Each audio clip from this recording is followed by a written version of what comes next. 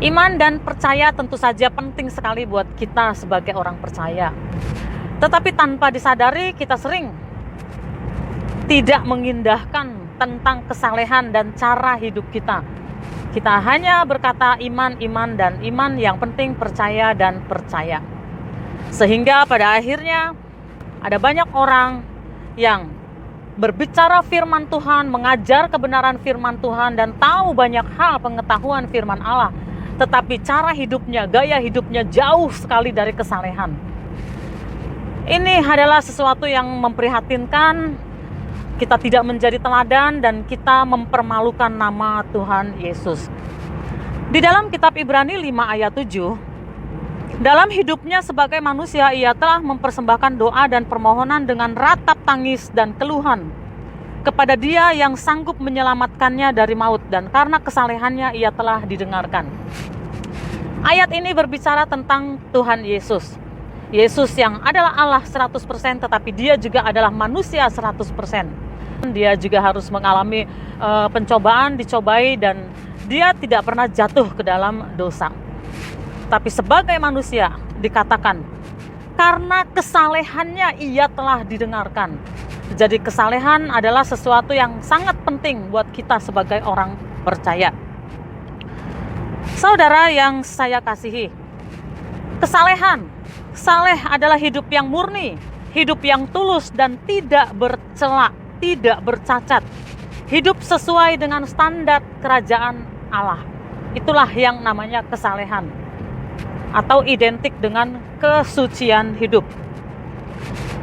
Orang zaman sekarang memang sangat sulit sekali hidup di dalam kesalehan karena pengaruh-pengaruh yang begitu kuat dari kehidupan masa kini mempengaruhi banyak orang dan termasuk anak-anak Tuhan, orang-orang percaya. Jadi bagaimana kita mempertahankan hidup yang saleh? Kita harus bergaul erat dengan Allah. Kalau kita bergaul erat dengan Allah, pikiran Allah mempengaruhi kita. Sifat-sifat dan kepribadian Allah akan mempengaruhi kita. Bagaimana kita hidup saleh? Tentu saja dengan doa, perenungan, dan juga yang tidak kalah pentingnya, kita belajar hidup di dalam ketaatan. Lalu yang selanjutnya, bagaimana kita hidup saleh? Kita harus berada di dalam komunitas yang takut akan Allah. Tidak ada komunitas yang sempurna, termasuk juga komunitas di dalam gereja. Tetapi kita cari komunitas di mana kesalehan diperjuangkan, di mana kita mendapatkan teladan, bukan hanya pengajaran, karena pengajaran yang bagus, pengajaran yang hebat banyak di mana-mana. Tetapi saat ini yang sangat kita butuhkan adalah teladan. Jadi berhati-hati kita berada di dalam komunitas. Lalu kesalehan juga dimulai dari hati dan pikiran. Kita harus terus-menerus membersihkan hati dan pikiran kita.